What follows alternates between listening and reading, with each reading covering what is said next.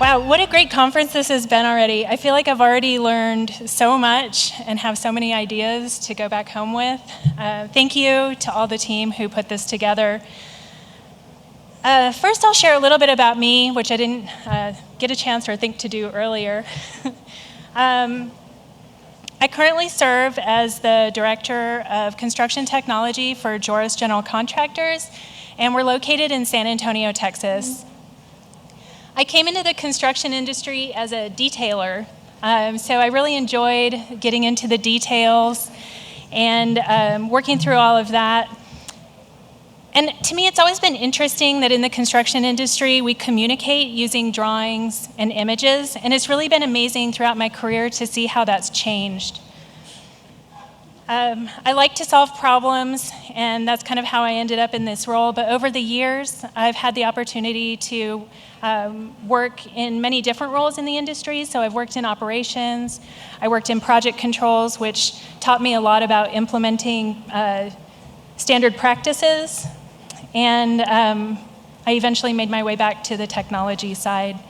I know we've talked a lot today about kind of the ins and outs of the technology itself, but I want to just provide some examples of how we, as a medium-sized general contractor, are implementing some of these tools. Right now at Joeris, we're very focused on transformation, and so I'll get into that, but that's really my main focus is the transformational leadership. And it came up in the candid conversation earlier where Josh was speaking, and he talked about how do we get people to want to use the tools, and that's really the focus of my role right now, so I'm going to talk a little bit about that as well. But first, a brief introduction to Joeris. Let me move to this side. It's like right in my face. So we build in Texas, so the name might not be familiar to everybody. But we were established back in 1967, so we've been around for 55 years. And we currently have 4 locations throughout Texas, serving the Dallas-Fort Worth area, Austin, and Houston. We have about 550 employees. So like I said, we're a medium-sized general contractor. And we're really proud of the awards that we win, not only for our work.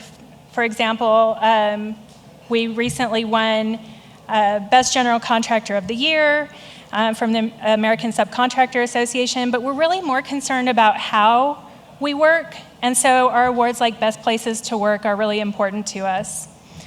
Joeris was built on the K-12 business, and a lot of our clientele is still K-12, and so these are not clients that are requesting as-built models or requesting a lot of this technology on their projects, so that brings its own challenges. But over the last 10 years, we've really diversified, so we're doing healthcare, mixed-use developments, office, retail, and we have a very strong partnership with a company called H-E-B, which is a grocery store in San Antonio. And they also do a lot of industrial work because they're making a lot of their own grocery products, so we're also involved in that. Since 2015, our revenue has doubled, and so we're approaching that 1 billion mark. And with that, we've really recognized the need to grow as a company, and that's where the transformational leadership comes in.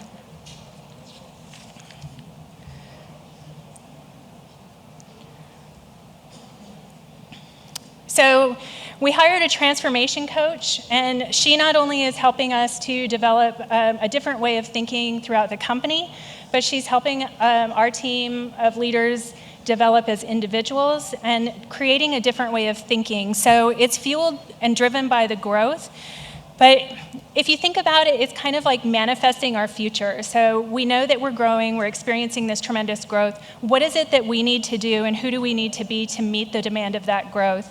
And so that's what we're working on and changing the conversation. Part of our vision is to build powerful partnerships. And so from a technology standpoint, we want to look at how does the technology support our growth and the development of those relationships.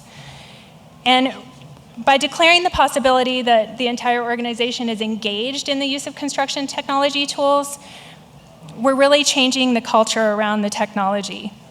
And I know it's interesting to me, having been in the industry for some time now, that the same conversations we were having 15 and 20 years ago about technology are still very much the same in a lot of cases. So For our field professionals, a lot of times we hear, like, I can still do it the way I've always done it, we don't need that, it's too expensive, or I don't trust the technology. And so those are the conversations that we want to change.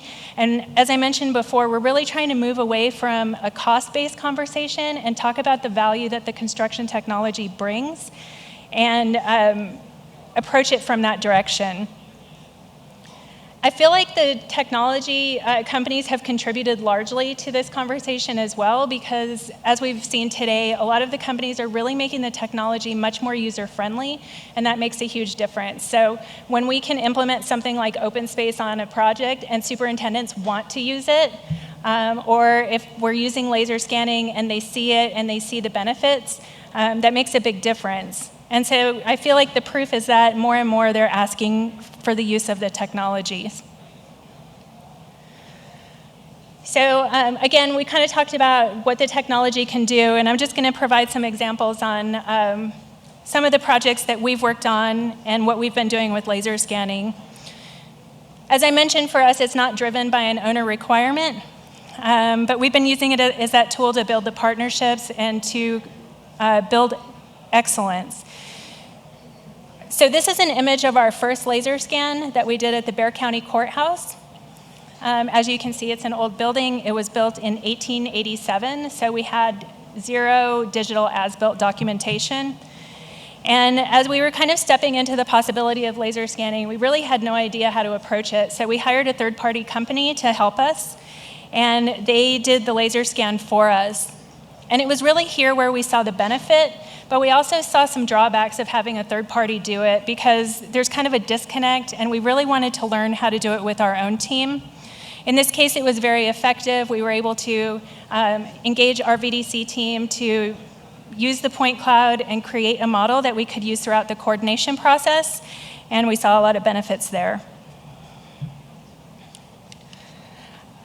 In 2020, we kind of stepped into defining our own process, and we started laser scanning a few buildings. That year, we scanned a total of about 100,000 square feet, and you can see over time, it's really picked up.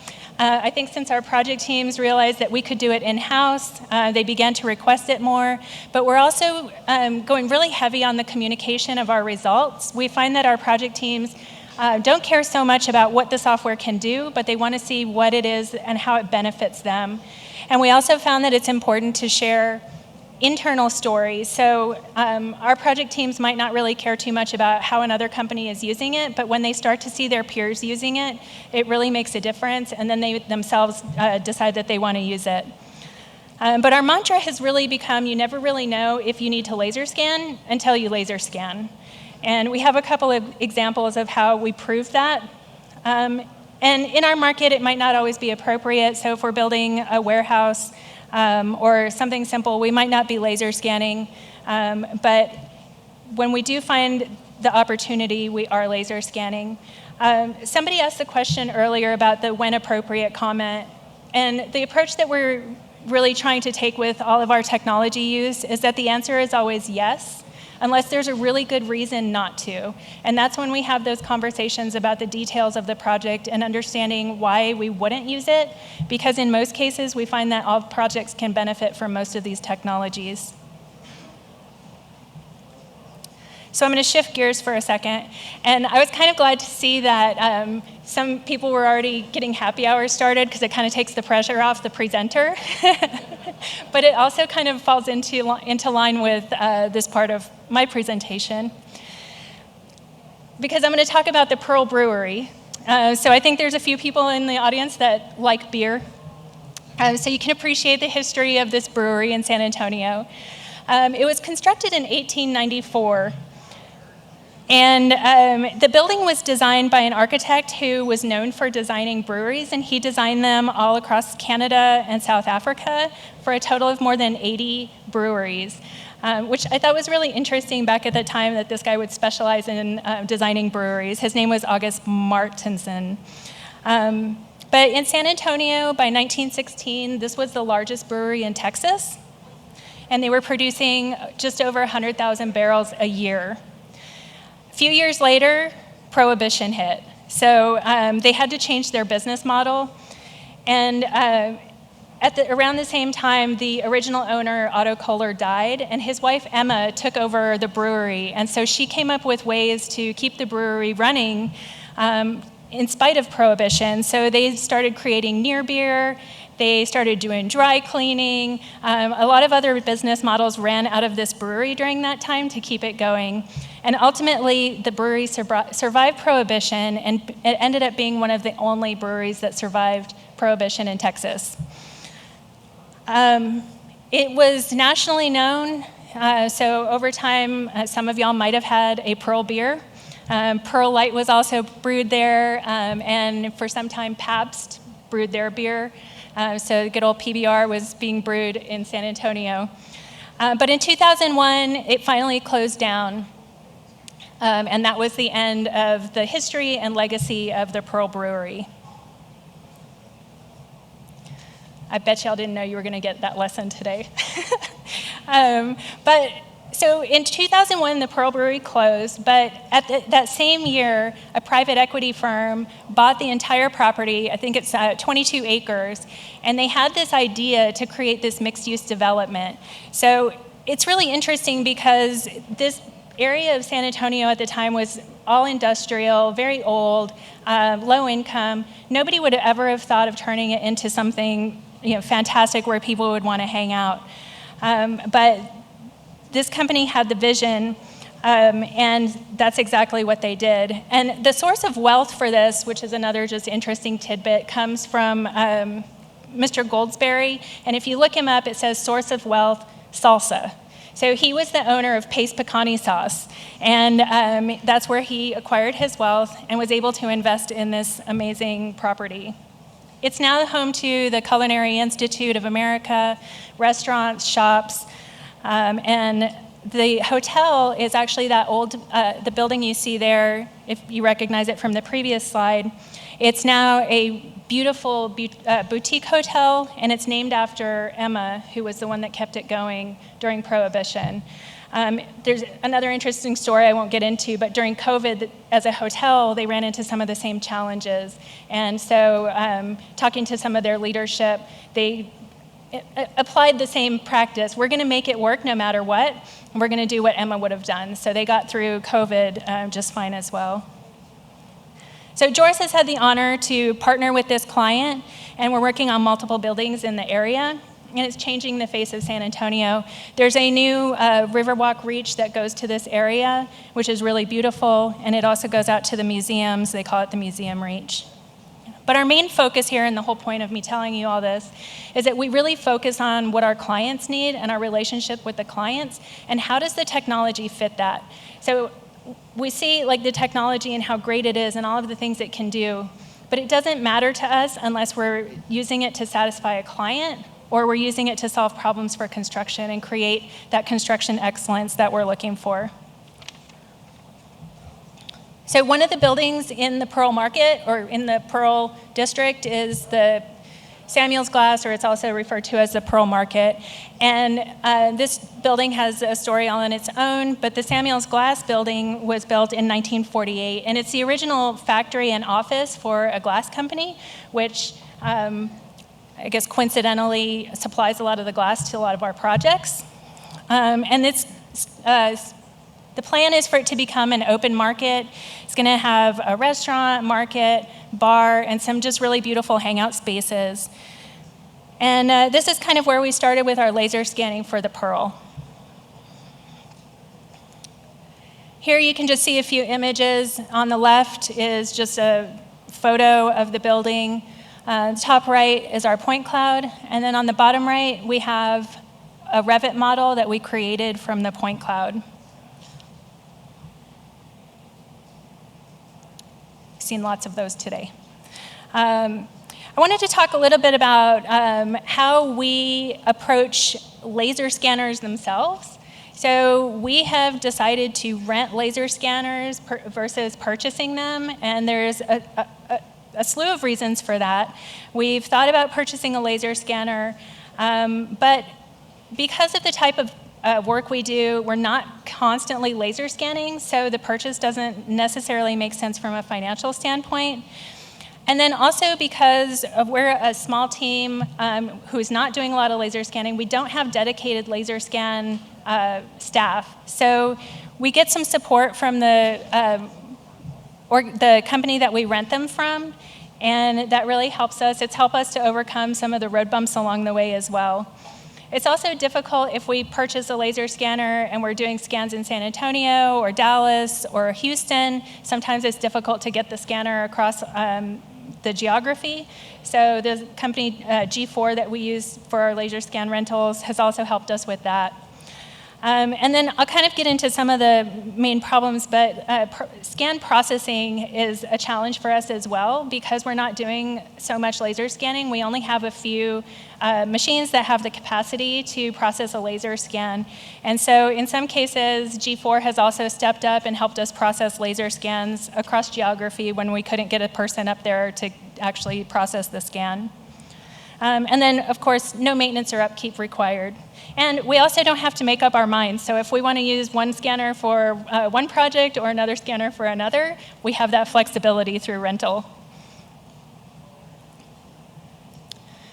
So this project is about 17,000 square feet. It took us about a day to scan it, and we ended up with a total of about 100 scans. The processing time on that was about 3 days. And then we engaged our BIM team to create a Revit model from the point cloud. We have experimented with sharing point clouds in the past, but when we give them to the design team, they don't always know how to use them or maybe are not able to use them. And also when sharing with our trade partners on the jobs, oftentimes a point cloud is not useful to them either. So we typically take our point clouds and convert them into a Revit model so it becomes usable across many platforms. So on this project, the design team had previously done a scan with Matterport, but we weren't 100% sure about the accuracy. And so we decided to scan it ourselves, especially because there were no as-built and considering the age of the building. And we were really glad we did, because what we found once we had processed and modeled, we pulled the Revit model into our Collaborate software, and we found that the column locations were in the design documents were off from where they were located in the design. And in some cases, they were off by 2 feet. So it wasn't just a small discrepancy, it was a major issue. And you can see on this slide, all of the red dots are the locations where the columns were not in the right place on the design drawings. So when they discovered that where the column positions were, they had to kind of go back and reassess the design completely, because a lot of the columns were in, there's one that's like right in the bar seating area, they're in corridors, they're just completely out of place with the design. So it did cause a delay on the project, but for good reason. I think the owner was very happy to have that delay versus the problems we might have encountered during construction. Of course, when we presented this information to the project team, they didn't believe us. And they said that the laser scan is probably wrong. So, and of course, just to do our due diligence as well, we did a spot check. So the superintendent actually went out and spot checked a lot of the dimensions, and he put together this great field dimension study that he could then share with the design team. And this is kind of where they got to work with getting everything corrected and started working through the design. Of course, they used their laser measure and a standard tape to do this. And even with subsequent scans that we've done, we find that superintendents still really love to do this. They still have a hard time believing that the laser scan could just be accurate. So we took this information and we carried it through the redesign, and as the design team was working on redesign, we were able to take the Revit model and run it through constructability. And this was also helpful because it's a design assist project, so we were able to easily share this information with all of our trade partners. So, some of the results are obvious. We save time and money by finding these issues up ahead of construction. But it really helped us to also build a partnership with this design team.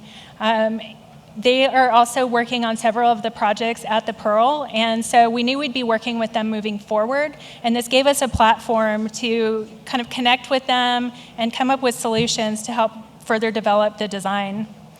It improved our communication with all of the stakeholders, so not only the design team and the owner, but also with our trade partners who are assisting on this project. The building is under construction now because of the delay. It's taken some time, but we feel that we will be able to build a much better quality building. The client is extremely grateful, and we've achieved a powerful partnership with them and have since been awarded more work in the Pearl.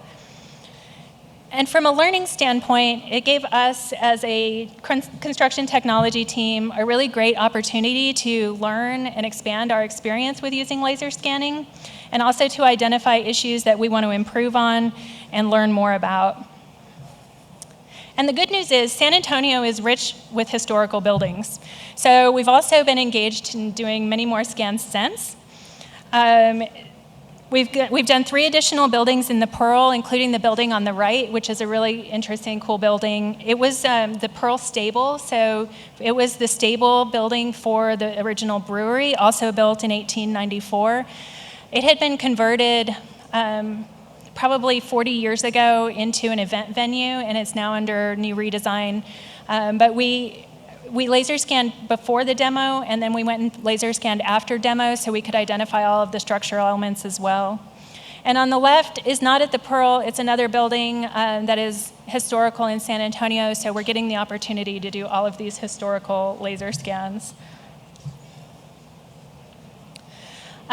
Just to segue a little bit, we've also found this opportunity to do laser scans for some of our K-12 clients. So where we're building relationships, this has been a really useful tool because on these projects, we actually did not get the construction contract, but we offered laser scanning up front. We were able to collaborate with the design team and provide them with laser scans so that they could have accurate as-builts for the redesign of these schools.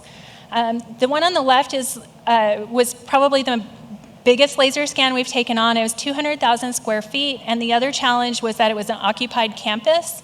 So we had to kind of shuffle around as the students moved about so we could get clean scans, and our BIM team would be able to model them. And on these, we also did a plenum scan.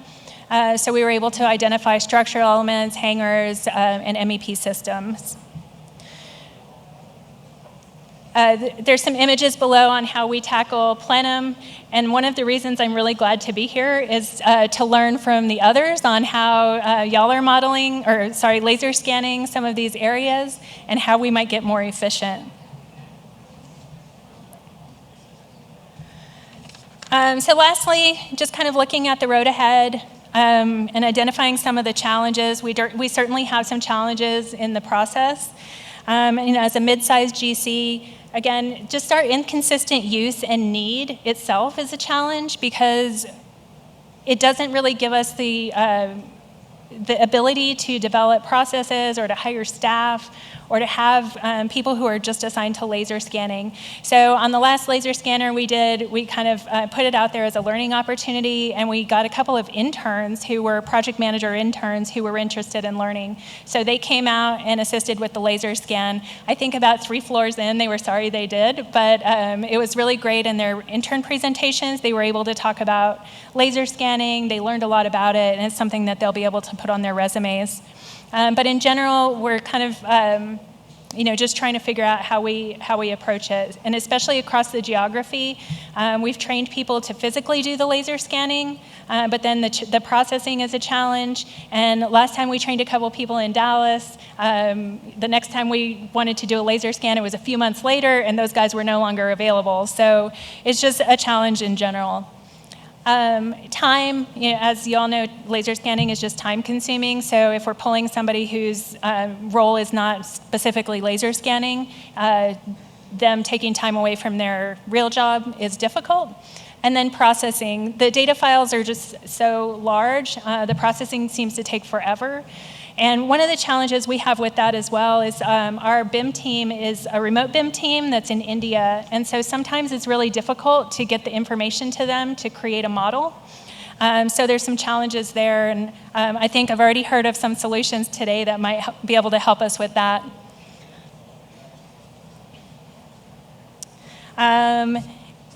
And I think with that, I just really look forward to questions and feedback. And as we meet over the next couple of days, I really hope that I can get some ideas from some of y'all who have maybe encountered the same challenges. I welcome your thoughts and hope that you can help us continue to develop our technology.